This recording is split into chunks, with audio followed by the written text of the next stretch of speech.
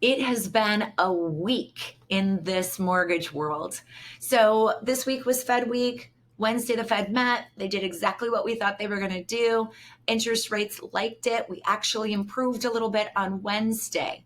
However, going into Thursday, thinking we were going to improve even more, the opposite happened. On Thursday, the Fed minutes were released, and that is where we learned the Fed has a much more concerned approach to inflation. They think they're going to have to hike 2 more times this year, and they're going to have to be more aggressive in their hikes to get inflation under control, because currently it isn't in their eyes. So that is what the bond market and the interest rate world did not want to hear, and that's why we have higher interest rates after a Fed meeting.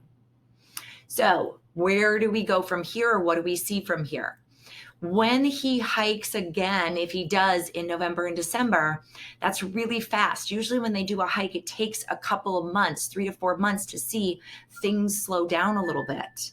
They're not giving it time to work. So my gut tells me is they're going to do this, and it means that they're going to have to make adjustments the other way faster.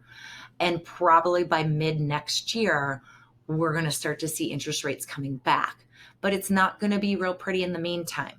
And so my methodology, or my message to clients, my message to anyone at this point, is that there is still people that have to move. There are still people that, in this market are going to pay the interest rates that we have and refinance next year when we get lower interest rates.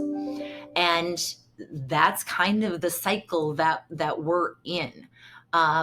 Now, the biggest challenge that we're going to have, I think, is talking about and battling the headlines of a housing correction or a housing crash or something like that.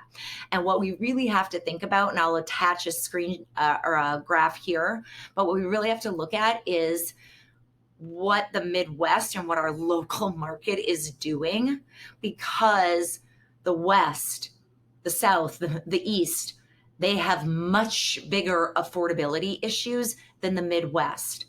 And so I think right now, that is something that we have to be really careful of when our clients are hearing the news. It's usually a national news view, not our local news view.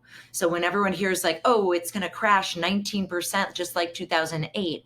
In 2008, that was the height of the correction, right? But even in our local Twin Cities market, we only corrected 12%. So again, we got to focus on the local market, and we got to focus on staying positive, because there are still a lot of people that have to buy in this market, and any first-time home buyers that can afford to do it, knowing that interest rates will get better, are definitely the people that should not be waiting for interest rates to come down, because when they do, it's going to create the same frenzy that we saw before.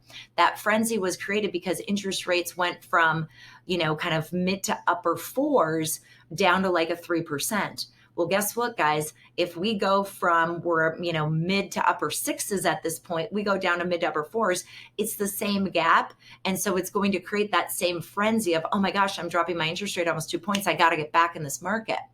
So at this point, let's just keep positive. No information about our local market. I'll give you as much as I possibly can, and be that beacon of light for the consumer out there, and be that knowledge person for the consumer out there. They need us right now, giving them the good facts, the straight facts, but about this market. Thanks, guys. Talk to you.